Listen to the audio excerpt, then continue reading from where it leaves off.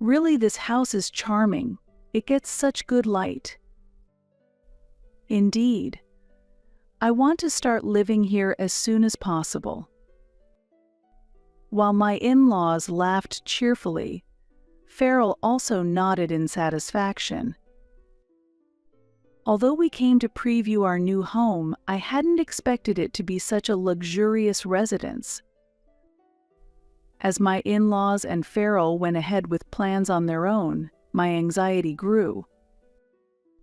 Are we really going to buy this house? Unable to hide my confusion, Linda, our agent, quietly said to me, "Ma, let's talk in another room. There's something about the contract we need to discuss." Surprised by Linda's serious expression, I nodded. Led to a separate room, I was filled with anxiety. I thought she might press me for an immediate contract. However, what she said was completely unexpected. "You should run away immediately." What? Confused by her unexpected words, I asked, "Run away? What do you mean?" "I'm sorry for startling you so suddenly, but I've witnessed something." Linda began with an uneasy tone. The content of her words was shocking. "My name is Pamela Moore. I am 32 years old this year. My husband, Farrell, is the same age as me, and while we don't have children yet, we are seriously discussing buying our own house soon. I have been longing for the charm of a downtown apartment, but Farrell prefers a detached house with more privacy. This is particularly because of Farrell's parents. My mother-in-law, Hazel, is 65, and my father-in-law, George, is 66, relatively young for elderly people, but both have physical disabilities, so their lifestyle needs adjustments. When Farrell was a high school student, his family experienced a traffic accident during a trip, resulting in light injuries for him but severe ones for his parents. Hazel, his mother-in-law, hurt her back, and George, his father-in-law, sustained an injury that significantly impaired the function of one of his legs. Due to the accident, his parents were forced to quit their jobs, and their lives changed dramatically. After graduating from high school, Farrell worked diligently to support both the care of his parents and their livelihood. This demonstrates how deeply he values his family. We met through a mutual friend when we were 26 years old. My first impression of Farrell was that of a sincere person who valued family above all else. He always prioritized his parents, sometimes to the point of being overprotective. At first, I was a bit concerned that he might be worrying too much, but as I learned about his past, I understood why he acted this way. His kindness and deep love for his family attracted me, and I gradually developed deep feelings for him. Our relationship deepened gradually, based on mutual understanding and support. Eventually, our relationship developed, and we got married. Through this process, Farrell has been seeking a detached house that would allow his parents to live more comfortably. Considering he is an only child and the health condition of his parents, it's easy to see that his desire is well-founded. However, I have always felt a slight reservation towards his parents, and as time passed, I began to feel that my intuition was correct. Looking back, I had a subtle sense of discomfort from the day we introduced ourselves for marriage, 3 years ago. The first time I visited his parents' home, I was greeted warmly by Hazel. "Pamela, welcome. Our home is modest, but please make yourself comfortable," she said. "Thank you, I replied as I slowly stepped inside. I noticed her struggle with walking, just as Farrell had described before. Shortly thereafter, George appeared from the back of the room. "Pamela, nice to meet you. I'm looking forward to getting to know you better," he said. But he staggered as he walked, clearly struggling with the burden on his leg. This showed how the traffic accident had long-term effects, making work difficult for him. However, they were managing to make ends meet with the insurance payments they received. Understanding this background, I began to realize the source of the unease I felt. Seeing their condition, I was truly glad that I had brought the pizza we had bought in advance. Despite their physical inconveniences, my in-laws tried their best to provide a warm welcome, and I was deeply grateful and wanted to reduce their burden as much as possible. When I placed the pizza on the table, Hazel exclaimed with joy, "I'm sorry for having you prepare such a wonderful treat. Thank you so much. Let's eat right away," she said, reaching for the pizza without hesitation. I was a bit surprised to see them eating so eagerly, but their genuine expressions of joy warmed my heart. At that moment, Farrell jokingly exclaimed, "Hey, both of you starting without us? We're starving over here too." Hazel quickly responded, "Oh, I'm sorry. It's just that I haven't seen such delicious-looking pizza in so long I couldn't help myself. But don't worry, there's plenty for you and Pamela too," she answered with a smile. As she did, she placed a can of emergency food on the table, saying modestly, "I'm sorry, it's just this." George also smiled and thanked her, saying, "Thanks, dear." Seeing my surprised face, Farrell asked me, "What's wrong, Pamela? You look so shocked." I hesitated and muttered, trying to find the right words, when Farrell suddenly stood up, realizing, "Oh, I forgot the drinks." "Look, I've brought them," said George, carrying a tray with glasses for everyone, walking with a bit of a stumble but making a determined effort. "Thank you, Dad, Mom. I'm sorry, I should have prepared this." As I took the tray, I was shocked. The glasses were worn and some were cracked. The contents were just water. I saw my father-in-law fetching water from the bathroom earlier. Could it really be just tap water? "Thank you" was all I could manage to say. Eventually, my in-laws ended up eating almost all of the pizza I had brought, even though I had intended for it to be shared among all of us. They were holding the pizza box, repeatedly saying it's delicious, and ate very quickly, creating an atmosphere where I felt I couldn't join in. Farrell had no problem eating the canned side dishes. I had brought the pizza wanting them to enjoy it, which was fine, but the canned food was unexpected. When I happened to pick up a can, I noticed it was nearing its expiration date. I ignored it and continued to eat silently. I could hardly taste anything.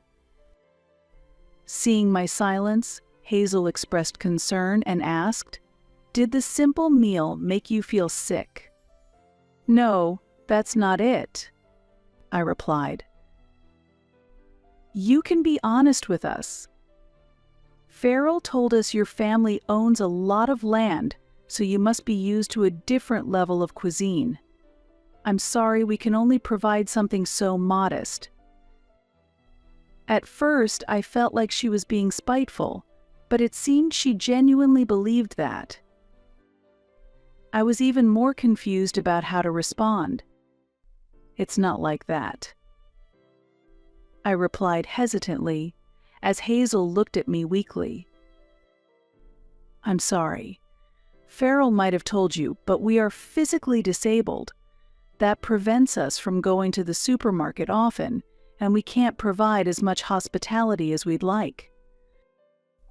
It's frustrating to think about what we could do if we were more able-bodied."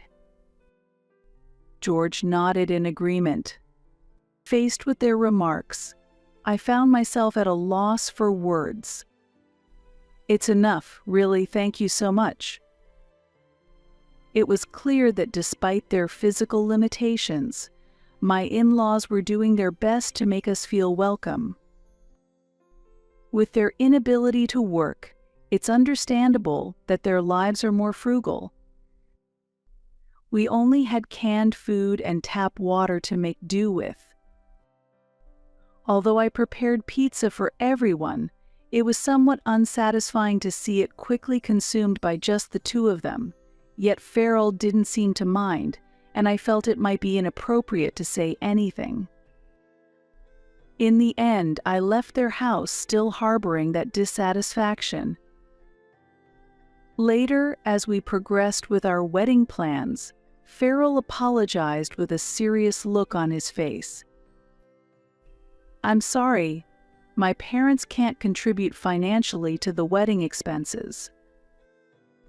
"It's okay, we were planning to use our own savings anyway, so don't worry," I responded cheerily.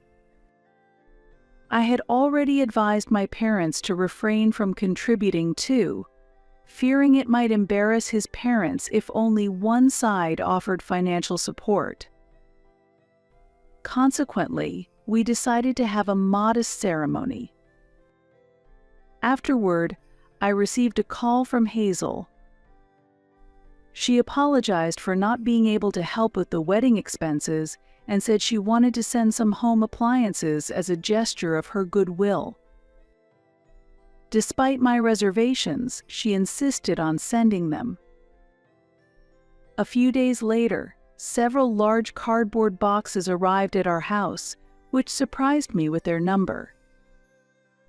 Upon opening them, they were packed with vintage appliances that were no longer on the market: old vacuum cleaners, a faded microwave, and other clearly well-used items. I also noticed the cracked cups and dishes that I had seen during our marriage introduction visit. All these had come from my in-laws' home. What kind of joke is this? I was at a loss for words.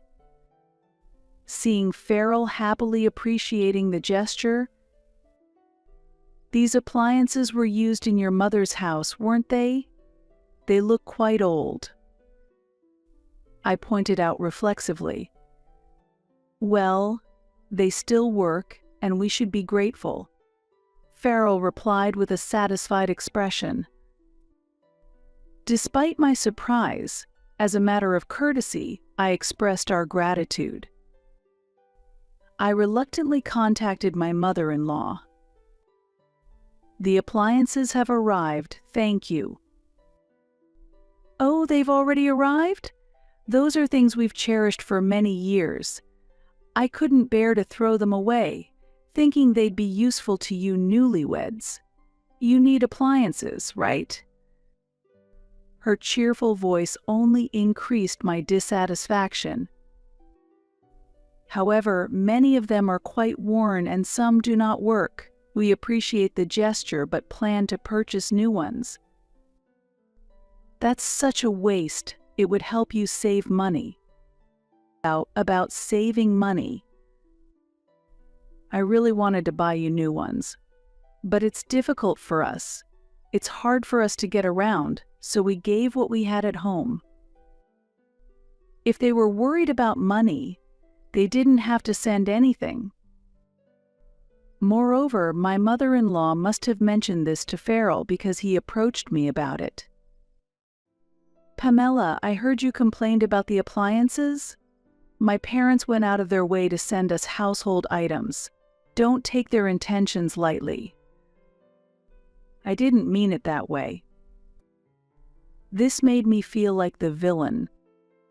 I ended up having to use the old appliances. This wasn't how I envisioned enjoying our newlywed life. It's a situation I find hard to accept. But I kept telling myself that they were considering finances in their own way. Then, Farrell proposed buying a new house. I have always dreamed of having my own home. Normally, this would be exciting news, but Farrell seems to want a home that could accommodate living with his parents in the future. I'm troubled by this idea. Reflecting on my past interactions with his parents, I feel uneasy. I wonder if it's really okay to live together, given their priority has always been saving money, which is why they sent the old appliances. Initially, I thought they were trying to help in any way they could, but I began to doubt their intentions. Later, when I visited my in-laws' house, I noticed that all their appliances had been replaced with the latest models. This raised many suspicions in my mind. I had heard they were financially struggling, but was that really true? They used to say they couldn't go shopping due to difficulty in getting around. However, nowadays, it's easy to make purchases online without needing to visit physical stores. This made me think that perhaps they just repurposed their old appliances as a wedding gift for us. I couldn't bring myself to tell Farrell, but I felt anxious that living together might force us into a frugal lifestyle. Furthermore, considering their situation, I felt that a new construction was out of the question. I was worried that they might suggest choosing a low-cost, aging house. Contrary to my concerns, they seemed to want a solidly built home. In fact, they were already looking at some properties. Seems like things are moving along, I said, perplexed. Yes, I took a drive last weekend and found a wonderful new property that I really liked. Farrell responded as if it were obvious. Why didn't you tell me about this? I felt left out and downhearted. Discussions about the house I was supposed to live in were being made without my knowledge. Feeling dissatisfied, I decided to go see the property. Farrell, his parents, and I headed to the real estate agency. On arrival, the agent quickly approached us. She was a young and attractive woman. Her business card read Linda Martin. "Ma'am, nice to meet you. I am Linda, and I'll be handling your case." Farrell had arranged a car for us to go see the property together. Inside the car, my in-laws were chatting amicably with Linda. It seems the new house is a ready-built home in a high-end area. I had a vague sense of unease. Eventually, our car stopped in front of the property. It was a luxurious single-family home with a spacious yard, clearly in an upscale neighborhood. We went inside and toured the layout while in the living room. My in-laws were very excited. "Really, this house is charming. It gets such good light," they said. Indeed. I want to start living here as soon as possible. As the conversation progressed, I felt anxious and couldn't help but interrupt. "Excuse me, but this is my first visit here." "Oh, is that so? My apologies. Here's the brochure." I was shocked when I saw the brochure. The price was clearly beyond our budget. It was likely a house we could not afford. Nevertheless, my in-laws and Farrell seemed eager to pursue this property. As I was sweating with confusion, Linda was staring at me, her expression suggesting she had something to say. Holding the brochure, I pondered how to handle the situation. Soon after, my in-laws started walking towards the terrace. Farrell joined them to provide support. They were deeply engrossed in their conversation. Then, as if she had made up her mind, Linda turned towards me and whispered quietly, "Ma, let's talk in another room.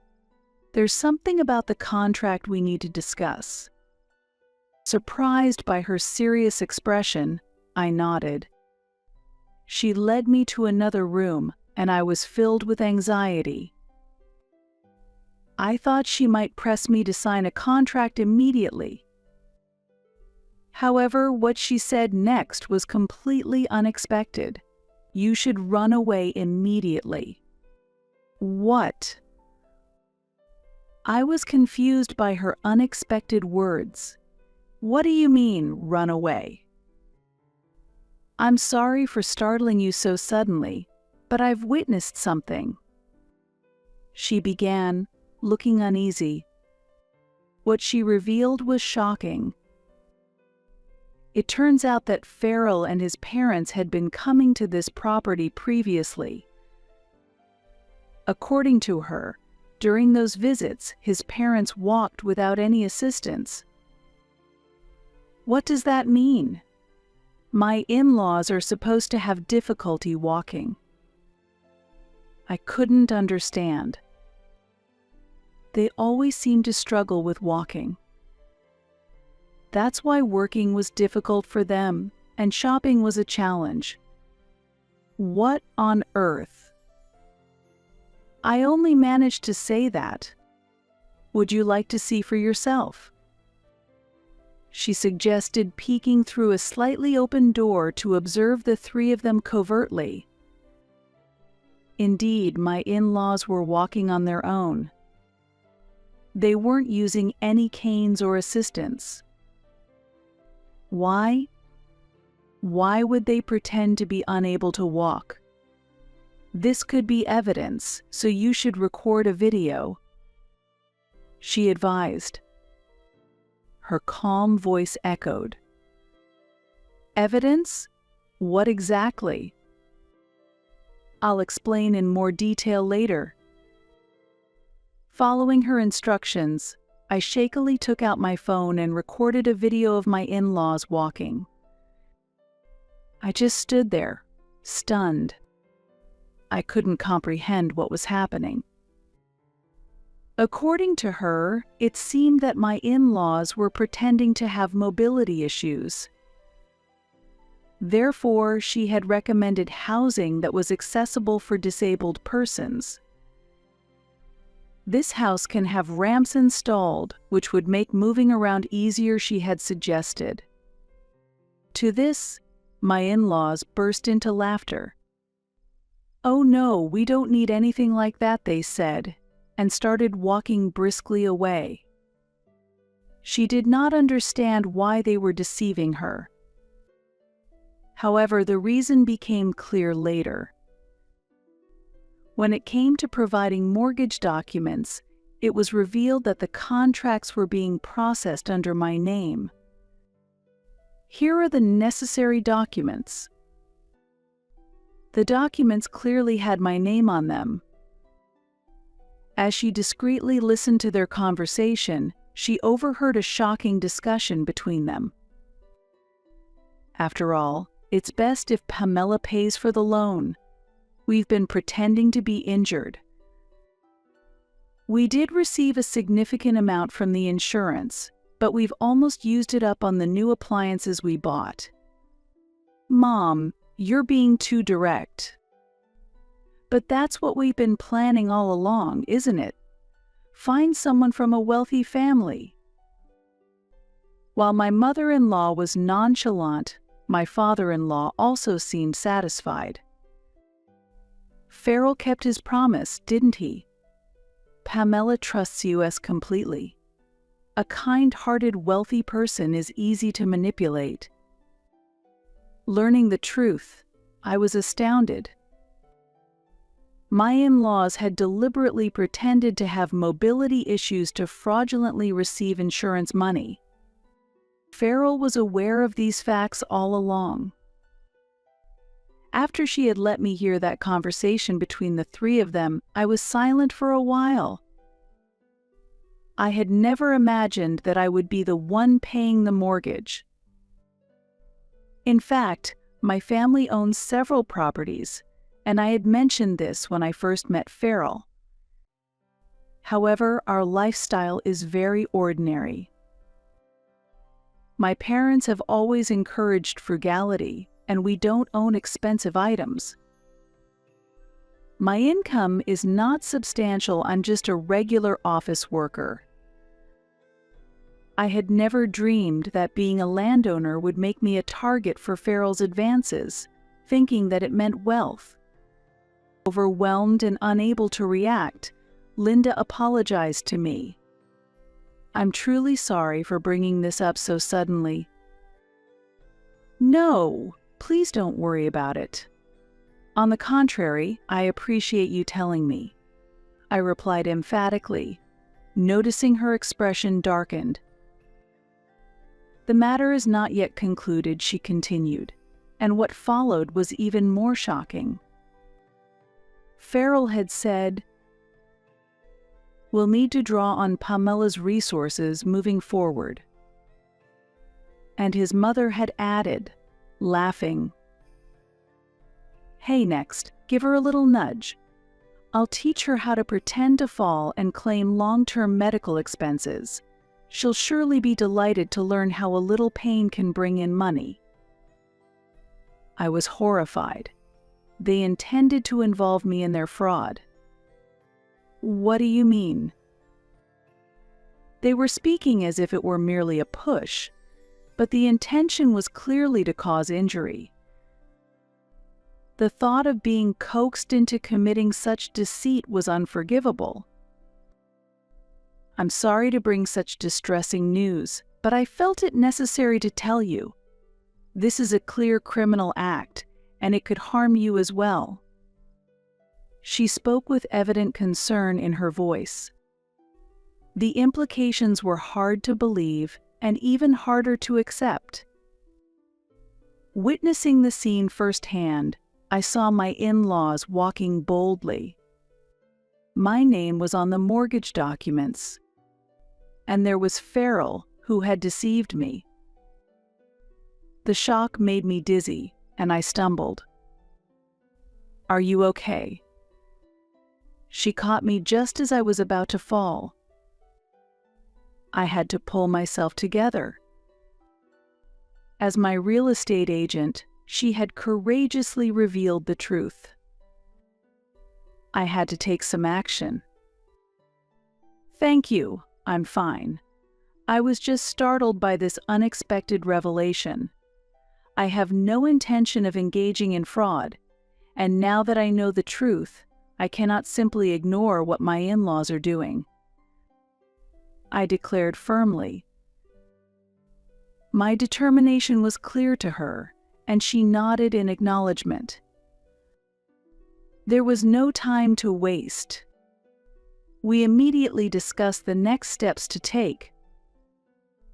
After that, I hurriedly left the building through a different exit while she distracted my in-laws.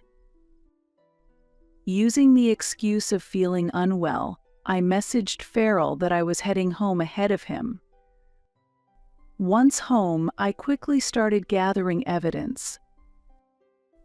I searched online for the date and details of the accident my in-laws had mentioned, and information about the insurance company and the doctors treating them.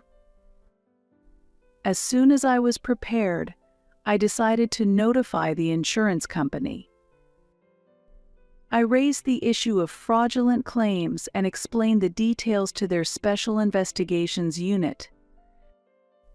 I also made sure to attach and send the video I had recorded today via email. As a result, the insurance company held my in-laws criminally responsible, and they were arrested. It later emerged that the injuries they had sustained in the accident were indeed minor. Nevertheless, they had exaggerated their symptoms to continue receiving insurance payouts fraudulently.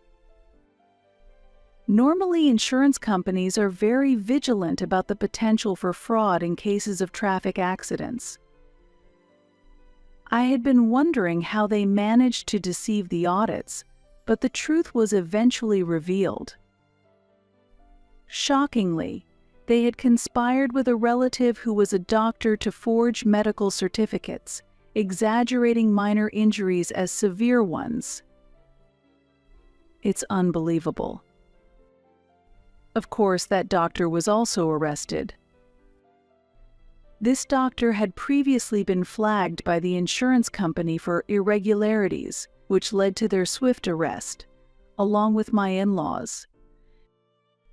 In the end, they were just a greedy family. It went beyond mere frugality. They were criminals. And Farrell, who had overlooked all this, was essentially complicit. I brought everything to light and filed for divorce. However, Farrell did not accept this and opposed it. He claimed it was all a misunderstanding and pleaded with me to at least meet his mother. I could not understand what he thought was misunderstood. I had no desire for a reunion, but there was something I still needed to say. Together with Farrell, I went to the prison where his parents were being held. Due to the gravity of their crimes, they received indefinite sentences without the option for fines. As a result, my in-laws were incarcerated. Stepping into the visiting room, I saw that his mother already looked dispirited. Separated by an acrylic panel, I fixed a sharp gaze on her. "Mother-in-law, you've been committing fraud for a long time, and you intended to involve me as well? Why would you do such a thing?" Her response was feeble. "What do you mean, such a thing? There was really an accident, and initially I truly was incapacitated. But even as my condition improved, I thought we could benefit from continuing to claim for medical expenses." I was astounded that she didn't seem to recognize the criminality of her actions. I responded firmly, "What are you talking about? That is clearly a crime. It's incomprehensible that you would coerce me into wrongdoing." At that moment, Farrell interrupted. "No, it was just an easy way to make money. It was a mistake, but I thought you'd understand, considering how your family has wealth and lives comfortably. You get it, right?" Fed up with Farrell's flippant attitude, I reached my limit. "What? Don't mix things up. Both my parents and I work honestly. We don't think about making money through crimes. This is unforgivable as a human being. Please never contact me again."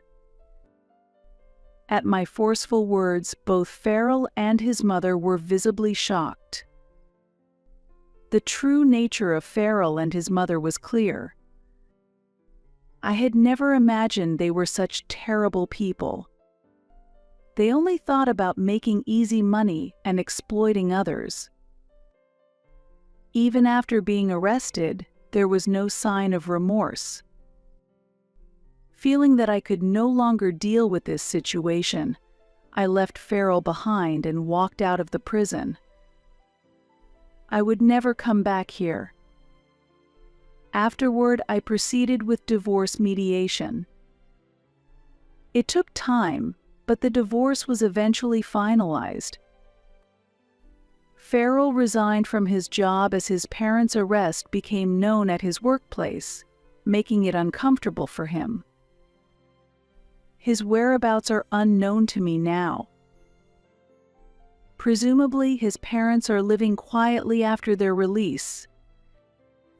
I never thought such unscrupulous people really existed. For a while, I couldn't even think about marriage. I decided to focus on my career and switch to a new job. That's when an unexpected encounter happened. I met a kind man who understood and accepted me.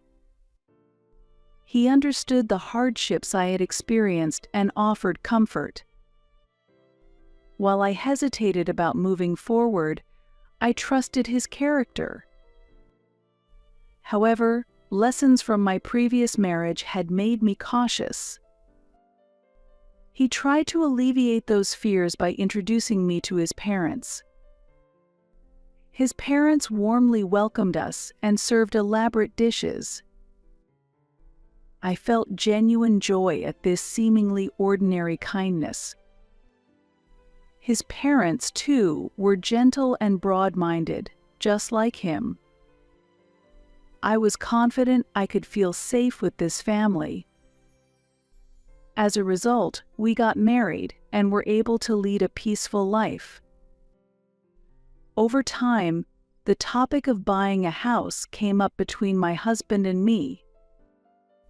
I took him to the real estate agency I recommended. It was the agency where Linda worked. Thanks to her support, I was able to see through the deception before, and I am deeply grateful for it. As we entered the real estate agency, a familiar face greeted us. "Welcome." "Oh!" She seemed to have recognized us. I responded with a smile. "Hello? It's been a while." She was as energetic as ever. The new business card she handed me had Chief written on it. Feeling her growth and experience brought me genuine happiness. When my husband was not around, she kindly said, "It's really great that you found a good partner. I'm really grateful that you told me the truth back then." "Thank you." My smile widened. We decided to build our new house through this real estate agency where she works. It was a decision made after wanting to somehow repay her. I'm sure this time, my ideal home will be realized. Thinking about our new home naturally brought a smile to my face.